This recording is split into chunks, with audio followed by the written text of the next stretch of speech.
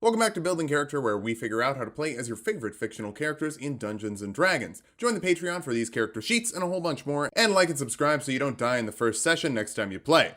Maybe. Today we're building best buddies and rivals, Yusuke and Kuwabara from Yu Yu Hakusho. So what's better, a spirit gun or a spirit sword? Probably a gun, but there's only one way to find out.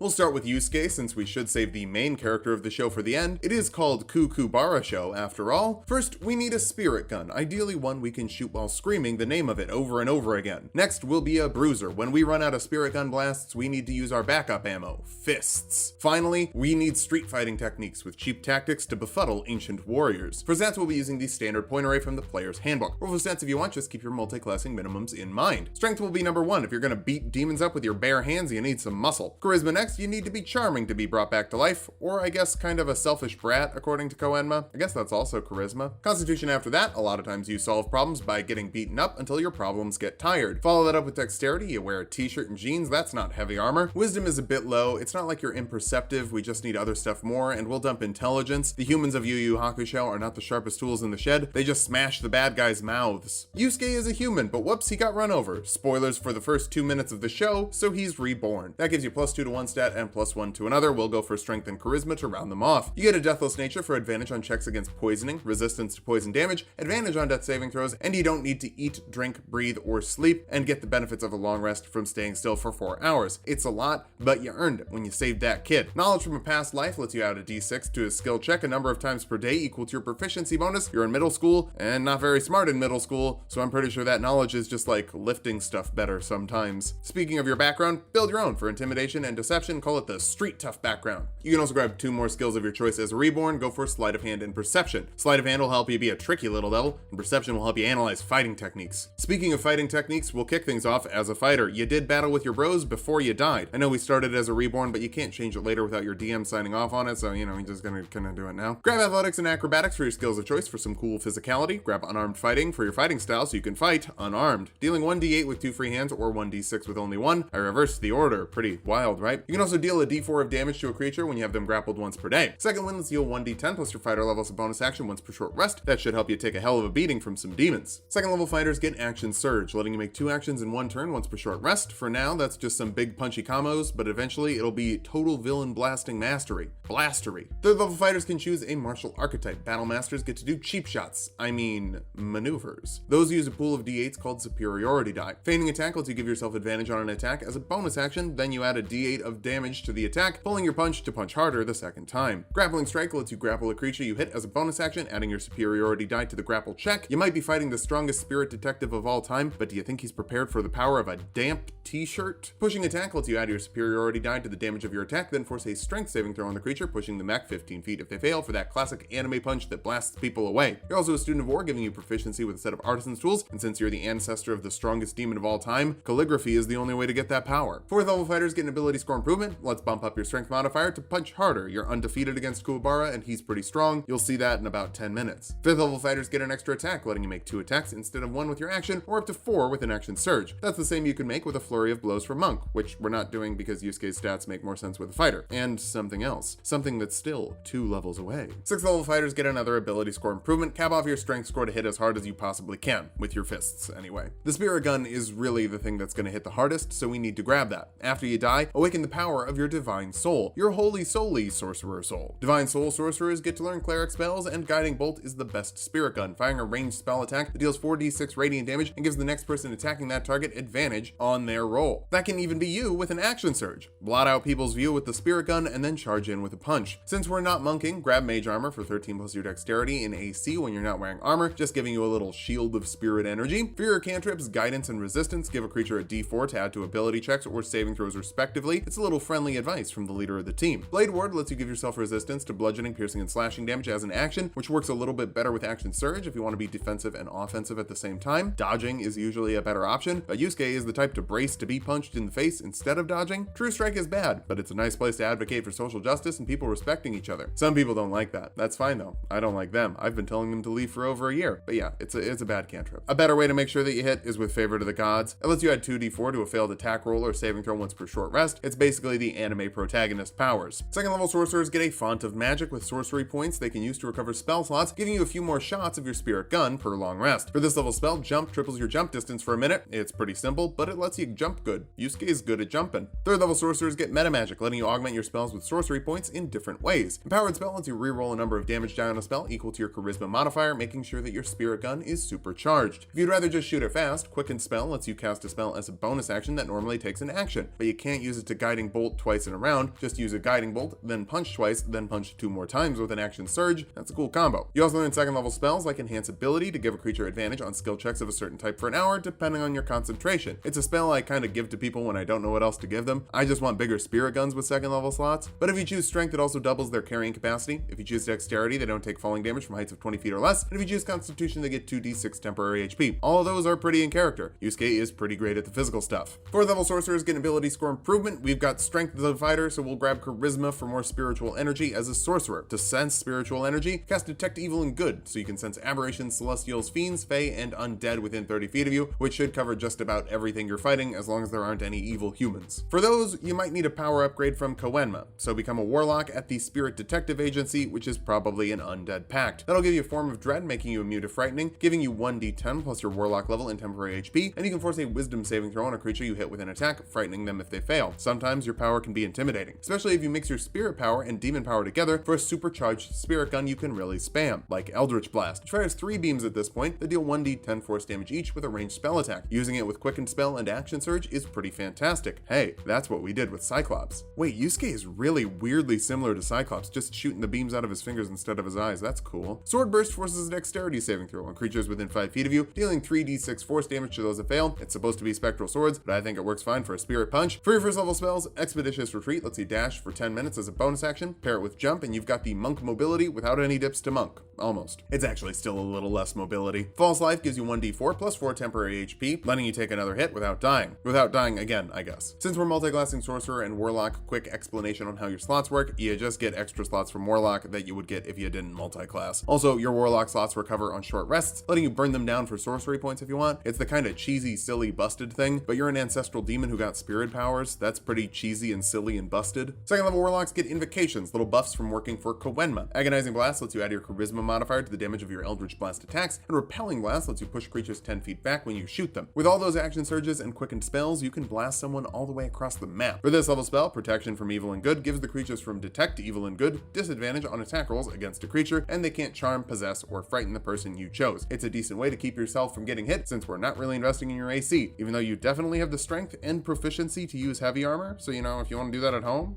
do that. Third level Warlocks get a Pact Boon, and even though you're mostly a martial character, Yusuke doesn't get a weapon. Instead, Genkai gives you her poo. So, Pact of the Chain lets you cast Find Familiar to summon a spirit animal, like an owl, to act as your buddy. It can't really do a lot, but you can cast touch range spells through it, or send it on a scouting mission and look through its senses. I just like the idea of you asking your party member to hold your poo. For this level spell, Shatter lets you force a Constitution saving throw on creatures in a 10-foot radius, dealing 3d8 thunder damage to those that fail, half as much to those that succeed. It's great at hitting structures and inorganic materials, so you could use this to spirit blast a hole in the wall. Fourth level Warlocks get another ability score improvement, so cap off your charisma modifier to maximize your spirit energy. Just make sure you don't accidentally blow yourself up and miss the end of the tournament arc. For this level spell, I don't know, just burn the slot down for more sorcery points, or use it on Guiding Bolt, or grab something else you like. Yeah, this is a lot like the Cyclops build. Now we're gonna bounce back to Fighter to be a better fighter. 7th level Battle Masters can know their enemy, letting you sense power levels to know what class of demon you're dealing with. For every minute you spend observing a creature, you learn 2 pieces of the following information: HP, AC, Strength, Dexterity, Constitution, Fighter levels or total levels, and whether you're equal, worse, or better than them in those regards. You're actually better than Sensui at some things, probably. You can also use another superiority die on 2 more maneuvers. Precision Attack lets you add your superiority die to the attack roll instead of the damage roll you make, making your punches connect more regularly. And Rally lets you give a friendly creature a number of temporary HP equal to your superiority die plus your charisma modifier. Kuwabara would do anything to impress you,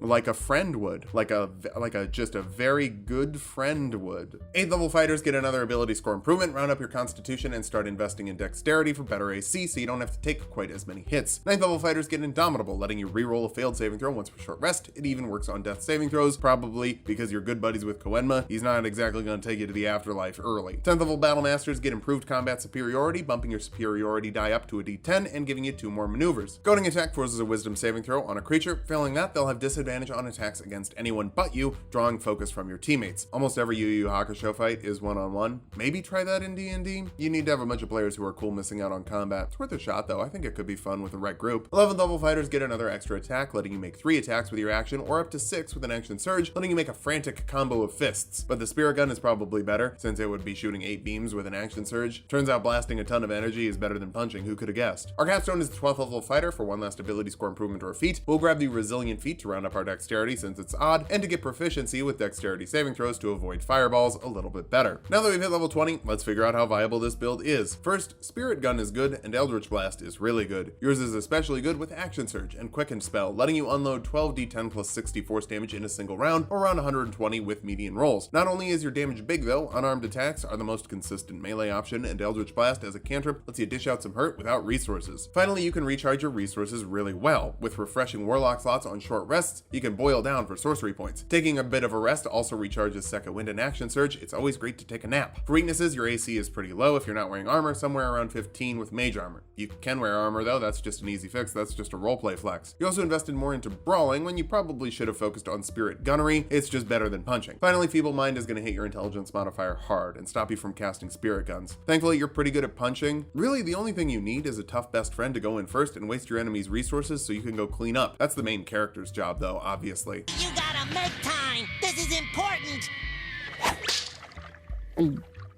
I am a man. Let's start off with our goals for this build. First, we need to sense that spirit energy, and we don't even have to die. I think the world would have been much better off if you were hit by a car. It's a mean thing to say out of context. Next, we need a spirit sword to compete with Yusuke's spirit gun, and spoilers, it kind of will, which is really cool. Finally, we'll break down barriers. It's a weird trope of 90s anime I'm noticing. Lots of barriers needing magic swords to open them like blade keys. Wait, is Kuwabara a keyblade wielder? I knew I liked him. For stats, we'll be using the standard pointer rifle from the Player's Handbook. Roll for stats if you want, just keep your multi-classing minimums in mind. Strength will be number 1, you need to hit hard if you're gonna compete with Yusuke. Charisma next, you've got that trademark Kuwabara charm, which means faking your death to inspire your teammates. That's what I call deception. Wisdom after that, your perception is so high you can sense demons in the living world. Follow it up with Constitution. Getting beaten up is one of your most frequent strategies. Dexterity is a bit low, you're not as finessed as the short guy and will dump intelligence. You don't really know any lore until it's explained to you. A mulberry is a tree and Kuwabara is a man. A human. A variant human. Grab the tough feat for 2 HP every level you get after this. We won't be able to invest in Constitution as much as I'd like. This is a quick fix. Bump your strength and wisdom with your 2 free points. Take insight for your skill of choice and build your own background for deception and intimidation proficiency. Call it the street tough background or the pompadour background. Feel like you can't have a pompadour without being a badass street fighter. You need a lot of confidence for that look. But you don't need any confidence to start off as a fighter, which will give you 2 skills from the fighter list like athletics and perception to wrestle well and notice ghosts. You also get a fighting stat like unarmed fighting to fight unarmed. It's the same as it was for Yusuke, a d6 with 1 hand, a d8 with 2, 1d4 when you grapple. You also get second wind for 1d10 plus your fighter level and healing once per short rest as a bonus action. You two have so much in common, perfect for being very good friends. But before we get more fighter levels, let's get some spirit energy as a holy soli, also like Yusuke. We'll even grab similar spells, guidance and resistance, d4s for ability checks and saves. Sword burst will actually be a spirit sword for you, dealing a d6 of damage to creatures that fail a dexterity saving throw within 5 feet of you. Message will let you send spirit messages to creatures within 120 feet of you, and they can whisper back. For 5th level spells, jump will triple your jump distance for a minute to pole vault with your spirit sword. Mage armor makes your AC 13 plus your dexterity when you're not wearing armor, so you don't have to put anything heavy on. You're favored by the gods, giving you 2d4 to an attack roll or saving throw once per short rest. You don't work directly for Koenma, but he's a fan. 2nd level sorcerers get a font of magic with sorcery points you can use to recover spell slots at the moment, but more stuff in a second. For this level spell, Expeditious Retreat lets you dash away for 10 minutes depending on your concentration in case you need to bail. Sometimes you need to bail, there's no shame in that. 3rd level sorcerers get metamagic to augment your spells with sorcery points. Extended spell doubles a spell's duration, so if we had a summoned sword, it would stay out longer. We don't need another one. Subtle spell, I guess. Maybe. I don't know. Just use extended spell on Shadow Blade, which summons a sword that deals 2d8 psychic damage on hit. It's finesse, it's light, it can be thrown 20 or 60 feet with disadvantage, and has advantage in dim or dark light. It lasts for a minute depending on your concentration, and while while Psychic isn't the ideal damage type, it's a sword you can conjure with magic that won't force us to dip to Warlock. All of your power is coming from inside you, and we'll still be able to add some radiant damage to it in a second. 4th level sorcerers get an ability score improvement, bump your strength up for better punches and better spirit sorting. Even though it's a spell, it doesn't actually use your spellcasting modifier, kind of weird. For this level spell, Dark Vision gives you dark vision for 8 hours, no concentration required. Your spirit senses are so good you can see in the dark with your bad human eyes. We'll bounce over to Paladin now, since that's the fastest way to put radiant damage on a psychic sword. You get Divine Sense to detect fiends, celestials, and undead an amount of times per day equal to your charisma modifier, so you'll know if there's something strange in your neighborhood. You also get Lay on Hands, letting you heal a creature from a pool of hit points equal to 5 times your Paladin level as an action. Not really something you can do, but it could just be an encouraging pat on the back. 2nd level Paladins get to pick another fighting style. Dueling will add 2 to the damage of a weapon you're wielding one-handed, like your Spirit Sword. You can also learn Paladin spells like Divine Favor, which adds a d4 of radiant damage to your weapon attacks, including your fists. It requires concentration, so unfortunately you can't use that with your Shadow Blade, but you can use the best Paladin spell with your Shadow Blade, Divine Smite. That lets you spend a spell slot to add a d8 of radiant damage to one weapon attack, or 3d8 against fiends and undead. Since you fight a lot of demons, this is going to be pretty good. You can also add another d8 by increasing the spell slots, which is nice since you're multi-classing with Sorcerer, you'll have extra spell slots. Check out page 165 of the player's handbook to figure out how many spells you have at any given level. 3rd level Paladins can choose an oath, and Kuwabara is all about eventually getting better than Yusuke. That's kind of vengeance. You get 2 options for a Channel of Divinity. Abjure enemy forces a wisdom saving throw on a creature. Failing that, they're frightened and they can't move. Fiends and undead have disadvantage on this. There isn't really a way to do a demon centipede of a bunch of demons strung together on your spirit sword in D&D, but this should hold 1 down. Vow of Enmity lets you pick a creature to have advantage on attack rolls against for a minute, maybe helping you get a nice little critical hit off. If all that weren't good enough, you also get Hunter's Mark, letting you pick a creature to deal an extra d6 of damage to with all of your weapon attacks, including your unarmed attacks. It's a weird quirk of how the rules are written, but trust me, it does work. It also lasts for an hour, depending on your concentration. 4th level Paladins get another ability score improvement, cap off your strength modifier for maximum fighting potential. Gotta get ready for that tournament arc, unless they just didn't invite you because you're not a demon. That would be kind of rough. You just missed like the last season. 5th level Paladins get an extra attack, letting you make 2 attacks instead of 1 with your action. You also get 2nd level spells like Aid to give 3 creatures 5 extra HP for 8 hours. You can use it on yourself, you can use it on Yusuke, you can use it on one of those demon buddies. They also seem like very good friends. Lots of very good friends on this show. Keiko and Shirizu also seem like very good friends. It's a very friendly show. 6th level Paladins get Aura of Protection, letting your allies within 10 feet of you add your charisma modifier to their saving throws. It's a man's duty to protect their friends. You always do your duty. Sometimes you do your duty 2 to 3 times a day. That's healthy. 7th level Vengeance Paladins get Relentless Avenger, letting you move half your movement speed towards a creature after you hit them with an opportunity attack, which is great when your best option for range is yeeting your spirit sword. 8th level Paladins get another ability score improvement, bump your charisma to improve your auras. You need to keep your best buddies safe after all. I can't watch Kuwabara at another Urameshi funeral. It's too sad. 9th level Paladins can learn 3rd level spells. Haste is free from Vengeance. It's my favorite spell in the game, so it makes sense to give it to my favorite boy in the show. You double your movement speed, add 2 to your AC, give yourself advantage on dexterity saving throws, and an extra action to dash, disengage, hide, or make 1 more attack. It lasts for a minute depending on your concentration, and when it ends, you need to take a round off of actions and reactions to recover some spirit energy. For your spell of choice, Dispel Magic removes an effect of a spell of 3rd level or lower as an action, and higher level spells with a charisma check of 10 plus the spell's level. Kinda messed up that you can dispel the barrier between living world and demon world with a 3rd level spell, but that's how it be sometimes. 10th level Paladins get Aura of Courage, making your allies within 10 feet of you immune to the frightened condition. Have no fear, Kuwabara is here. That's the power of manliness. 11th level Paladins get Improved Divine Smite, putting a d8 of radiant damage on all of your attacks with a weapon. That would include your Shadow Blade, which is a spell that makes a weapon, but not your unarmed attacks, which are weapon attacks that don't use a weapon. Is that confusing? It is to me. If you use a 5th level spell slot for your Shadow Blade, it's going to deal 4d8 psychic damage with 1d8 radiant damage. That's 5d8 per swing, before you add any other smites. Now I'm starting to understand why you can chop through the barrier to Demon World. This is going to be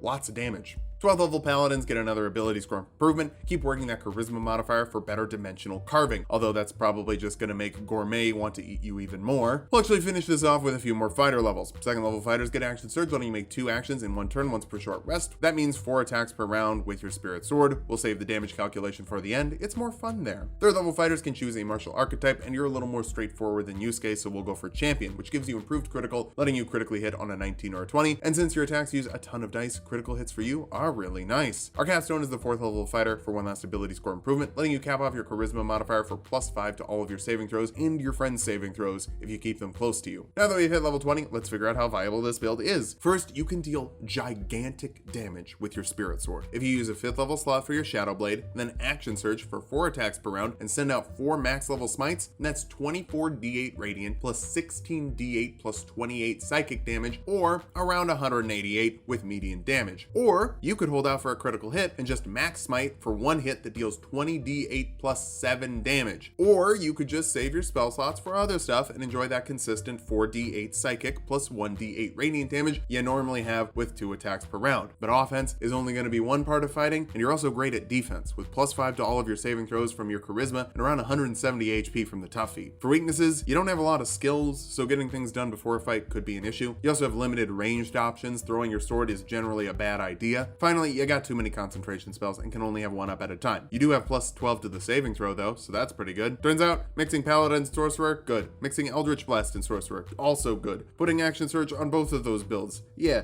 that's tasty. Spirit Gun and Spirit Sword are both fantastic techniques, and whatever you choose, you're gonna be happy. Just imagine how happy they would be if they chose each other. Thanks for watching. If you liked the video, subscribe for more. We make 2 videos every week. Join the Patreon for these character sheets and a whole bunch more, and sub to Tulok and Mango for more Tulok fun.